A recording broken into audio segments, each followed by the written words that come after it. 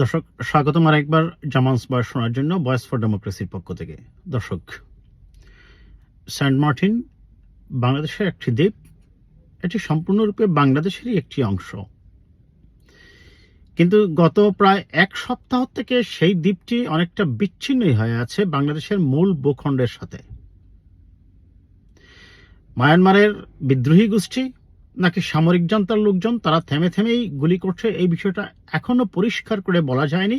তবে স্থানীয়দের অভিমত হচ্ছে সেখানে মায়ানমারের সামরিক জান্তার লোকজনই গুলি ছুটছে। এমনকি সর্বশেষ যে সংবাদটা সেটা হচ্ছে যে ওইখানে কোনো ধরনের ট্রলার বা কোনো ধরনের যোগাযোগ রক্ষা করা সম্ভব হচ্ছে না, যার ফলে ওইখানের যে খাদ্যদ্রব্যগুলো আছে, যে মানুষগুলো, সেটা বলা হচ্ছে 1 থেকে 2 দিন যাবে, তারপরে সেখানে সেটা শেষ হয়ে যাবে যদি ফুড চেইন ওই জায়গায় সাপ্লাই করা সম্ভব না হয়।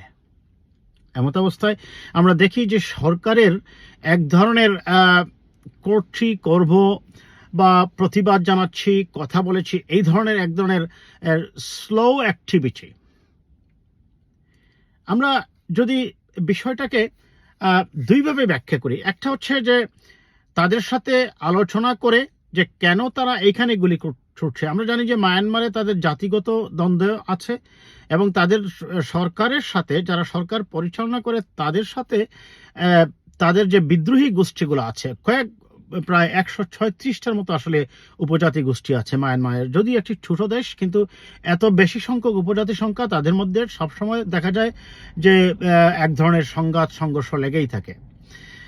যাই হোক, তাদের এই যে গুলি ছোড়াটা, যার ফলে আমাদের বাংলাদেশ মূল ভূখণ্ড থেকে ওইখানে একটা ট্রলার এবং একটা জাহাজও ক্ষতিগ্রস্ত হয়েছে তাদের ছোড়া গুলিতে বা মোটর শেলে। বাংলাদেশের পক্ষ থেকে স্বরাষ্ট্র মন্ত্রণালয় থেকে তাদেরকে প্রতিবাদ জানানো হয়েছে এবং বিশেষ করে গত 2 দিন আগে তাদের ছোড়া যে গুলি বা মর্টার শেল, যেটাই বলি না কেন আমরা, এটার তীব্রতা এতটাই ছিল যে আমাদের কোস্টগার্ড এক পর্যায়ে কি হয়েছে, তারা বাংলাদেশের সীমান্তে চলে আসতে বাধ্য হয়েছে। এখন প্রশ্ন হচ্ছে এটার গ্রাউন্ডসটা কি এবং সরকার কেন এই ব্যাপারে নির্লিপ্ত আছে। যদিও সরকার স্লো মোশনে, আমি বলবো, প্রতিবাদ জানাচ্ছে, কিন্তু মায়ানমারের সাথে আমরা ধরে নিলাম ভারত একটি বড় রাষ্ট্র। মায়ানমারের সাথে আমাদের সামরিক সরঞ্জাম কিংবা শক্তিমত্তার দিক থেকে আমরা, তারপরেও আমরা 3 ধাপ নিচে আছি। কিন্তু সবচেয়ে বড় কথা হচ্ছে এটা তো আপনার সার্বভৌমত্বের উপর আঘাত, আপনার মূল ভূখণ্ডে এসে তারা আঘাত করছে। আমরা কেন পাল্টা প্রতিঘাত করছি না? তবে আমাদের এখানে আরো অনেকগুলো জিনিস, ব্যাপার, অনেক বিষয় মনে রাখতে হবে। শুধু পাল্টা প্রতিঘাতের কথা চিন্তা করলেও হবে না। যেমন ধরুন, তারা যে আঘাত করছে, তাদের এই আঘাতের কারণটা যদি কোনো রাজনৈতিক কিংবা কোনো গভীর ষড়যন্ত্র নিয়ে হয় থাকে, যেমন আপনারা জেনে থাকবেন অবশ্যই, বাংলাদেশে প্রায় রোহিঙ্গা আছে প্রায় 10 লক্ষের মতো।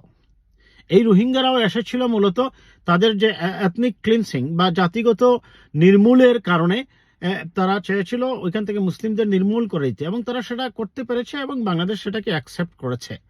এখন পর্যন্ত তারা কোনো রোহিঙ্গাকে ফেরত নেয়নি। এখন তাদের এই জাতিগত দাঙ্গায় হঠাৎ করেই আবার বাংলাদেশের এই সেন্ট মার্টিনকে লক্ষ্য করে বা সেন্ট মার্টিনকে মূল ভূখণ্ড থেকে বিচ্ছিন্ন করার জন্য তারা কেন এই কাজ করছে, এখানে আমি বলছিলাম যে 2টা কারণ থাকতে পারে। প্রথমত হচ্ছে, যদি রাজনৈতিক বিষয়গুলো আমরা বিবেচনা করি, ইন্ডিয়া হয়তো কোনো কারণে চাইতেই পারে যেন বাংলাদেশ মায়ানমারের সাথে একটি যুদ্ধে জড়িয়ে পড়ুক। ইন্ডিয়া এখানে দড়ি মাছ নাসুই পানি বা তার নিজ স্বার্থ সিদ্ধির পক্ষে অবস্থান নিয়েছে। তারা এমনকি জাতিসংঘে যখন রোহিঙ্গাদেরকে ফেরত নেবার ব্যাপারে কোনো একটা বিল আসে, তারা সেখানে ভোট দানে পর্যন্ত বিরত থাকে এবং তারা তাদের অবস্থানকে অস্পষ্ট রাখে এবং তাদের অ্যাক্টিভিটিস এবং কার্যকলাপ দেখে আমাদের কাছে যেটা মনে হয়েছে যে তারা আলটিমেটলি চাচ্ছে রোহিঙ্গারা বাংলাদেশে থেকেই যাক। তার অনেকগুলা কারণ আছে সেটা বিশ্বাস করার। কারণ তারা ইতিমধ্যে একটি বিতর্কিত আইন পাশ করেছে, নাগরিকত্ব আইন, যেখানে তারা অন্য ধর্মের লোকজনকে থাকার বৈধতা দিলেও বলছে যারা 71 সালে বাংলাদেশ থেকে গিয়েছে কিংবা মুসলিম ধর্মাবলম্বী যারা গিয়েছে সেটা তাদেরকে তারা নাগরিকত্ব দিচ্ছে না বা নানা ধরনের ব্যারিয়ার সৃষ্টি করছে। এটি completely against the human rights. এবং একটি দেশে দুইটি ধর্মের মানুষের জন্য দুই ধরনের আইন হয়, এটি বাংলাদেশে আমি মনে করি পৃথিবীতে, বাংলাদেশে না সরি ভারতে, কেন পৃথিবীতে এই ধরনের আইন আছে বলে আমার খুব একটা জানা নেই। ভারত সেই প্রথম রাষ্ট্র বোধহয় যে দুই ধর্মের বা ভিন্ন ধর্মের মানুষের জন্য ভিন্ন আইন তৈরি করলো। আবার মায়ানমার সেখানে চাইতে পারে তারা এই যে আরাকান আর্মি যারা আছে বা বিদ্রোহী যারা আছে তাদেরকে বা উপজাতি গোষ্ঠী, ছোট ছোট উপজাতি গোষ্ঠী যারা আছে তাদেরকে যদি তারা বাংলাদেশে পুশ করতে পারে তাহলে তারা রোহিঙ্গাদের মতোই এদেরকে বাংলাদেশে পুশ করে দেবে এবং বাংলাদেশ তাদেরকে অ্যাকসেপ্ট করবে। আমরা সর্বশেষ যে তথ্য দেখলাম, অনেকগুলা লাশ ভেসে আসছে সেই নাফ নদীতে বা মায়ানমারের সীমান্ত থেকে চলে আসছে অনেকগুলো লাশ। সেটা বলা হচ্ছে যে আরাকান আর্মির বা বিদ্রোহী জাতিগোষ্ঠীর মানুষের লাশ। কিন্তু বাংলাদেশকে তার নিজের সীমান্ত রক্ষার জন্য আরো কঠোর পদক্ষেপ নেওয়া প্রয়োজন বলে আমরা মনে করি। তবে সর্বশেষ যেটা আমি দেখলাম সেখানে বলা হচ্ছে যে শুক্রবার ভোর থেকে শনিবার বেলা 1টা পর্যন্ত মিয়ানমার থেকে আর কোনো গোলাগুলি শব্দ পাওয়া যায়নি। এখন আমি যখন কথা বলছি দর্শক, এখন বাংলাদেশের সময় হচ্ছে ধরেন 3টা, অর্থাৎ 1টা পর্যন্ত বলা হচ্ছে যে কোনো ধরনের আর কোনো গুলির শব্দ তারা পায়নি। তবে সার্ভিস ট্রলারগুলো বিকল্প পথ সাগর উপকূলীয় পথেই সেন্ট মার্টিনে যাতায়াত করবে। কেন আমার নিজ দেশের ভূখণ্ডে যেতে আমাকে নাফ নদী অ্যাভয়েড করতে হবে এবং আমাকে কেন সাগর হয়ে অনেক দূর ঘুরে আমাকে ওই জায়গায় যেতে হবে? সীমান্ত এলাকার বাসিন্দারা জানান টেকনাফ সেন্ট মার্টিন নৌপথের শাহপরীর দ্বীপ বদরমুকাম এলাকায় 2 দিন ধরে অবস্থান করা মিয়ানমারের নৌবাহিনীর যুদ্ধজাহাজটি সেখান থেকে সরে গেছে। যুদ্ধজাহাজটি সরে পরে মিয়ানমারের জলসীমানার অভ্যন্তরে নাইক্ষং দিয়ে অংশে অবস্থান করছে। গতকাল সন্ধ্যার পর সে স্থান থেকেও সরে গেছে বলে নিশ্চিত করেছেন টেকনাফ উপজেলা নির্বাহী কর্মকর্তা মোহাম্মদ আদনান চৌধুরী। যাই হোক, এখন তাহলে তারা যদি সরে যায়, প্রশ্ন হচ্ছে তারা কেন এই গুলিগুলা চালালো এবং বাংলাদেশের মধ্যে এক ধরনের আতঙ্ক সৃষ্টি করলো? তাদের আভ্যন্তরীণ বা জাতিগত দ্বন্দ্ব থাকতেই পারে, কিন্তু সেটার জন্য আমরা নাইবার কান্ট্রি হিসাবে কেন সাফার করব? তাছাড়া আপনারা জানেন যে মায়ানমারের বিমান বাহিনী ইতিমধ্যেই একাধিকবার বাংলাদেশের আকাশ সীমা লঙ্ঘন করেছে। এমনকি তাদের একবার ছোড়া একটা কি বলে মর্টার শেলে এসে বাংলাদেশে পড়ার কারণে বাংলাদেশের 2 জন নাগরিকও স্যাডলি তারা মৃত্যুবরণ করেন। সরকার এই বিষয়টা অত্যন্ত কৌশলে এবং টেকনিক্যালি কড়া প্রতিবাদ বা তাদেরকে প্রয়োজনে যখন তারা এই ঘটনাগুলো ঘটায় যদি ভবিষ্যতে তাৎক্ষণিকভাবে সেটাকে রিটালিয়েট করতে হবে।